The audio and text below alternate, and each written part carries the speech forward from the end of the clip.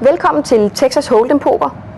Her gælder det om, ud fra 7 mulige kort, at danne den bedste pokerhånd på 5 kort. Vi har det, som hedder en dealer-knap, og det er den, som navnet også siger, er dealeren i hånden. Den går på tur mellem spillerne, og det er der, kortene bliver dealet ud fra. Der er også det, som hedder en small blind og en big blind. Small blind og big blind er 2 indsatser, som er tvungne, og som bliver lagt fra starten for at få lidt gang i spillet. Det vil sige, at det er garanteret, at der trods alt kommer lidt penge på bordet i en hånd.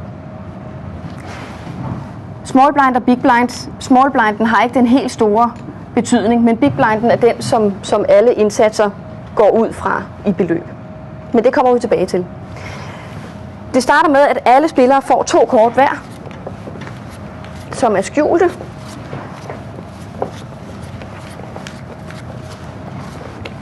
Sådan der. Hver spiller kigger nu på deres kort og beslutter, om det er kort, der har potentiale til at danne en god pokerhånd, eller om de er rigtig skidt og derfor ikke værd at spille hverken tid eller penge på.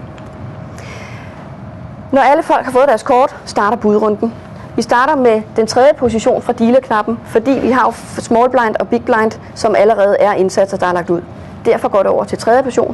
position, som vælger, om de vil enten calle, det vil sige lægge det samme beløb som big blinden, raise, det vil sige lægge et beløb, der er højere, og dermed gøre det dyrere for de andre at være med, eller om de simpelthen vil folde kortene, det vil sige smide dem og ikke være mere med i hånden.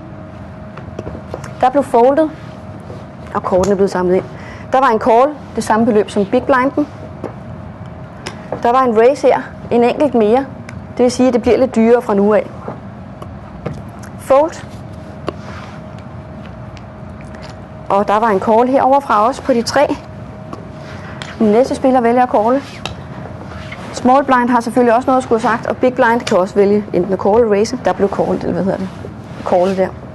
Den sidste spiller herover har stadig mulighed for, i og med at indsatsen her er lavere, end hvad det koster nu, så spilleren her har muligheden for enten at calle, raise igen, eller bare folde sin kort. Der bliver foldet der. Så er første budrunde slut, og potten bliver samlet ind. Floppet hedder de første 3 kort, som kommer på bordet. De er åbne, og de er fælles for alle spillere. Det vil sige, at nu har alle spillere 5 kort. 3 åbne og 2 lukkede. Vi starter en ny budrunde. Denne gang er det lige til den næste spiller efter knappen, som starter. Der bliver tjekket derovre. Spilleren vælger hverken at smide penge eller at smide sin kort ind, men tjekker for at se, hvad der sker. Der kommer et bud fra den næste spiller, og det kører så videre på tur. En raise herovre fra igen. Det var for meget for denne spiller, så der blev foldet. Der var en call på de 3. En call på de 3 der. Og en call herovre fra os. Der er 4 spillere tilbage efter anden budrunde. Det næste kort, turn, kort nummer 4. Det vil sige, at alle nu har 6 kort i alt. Den 3. budrunde kører. Der blev foldet fra den første spiller. Den næste spiller kommer med et bet.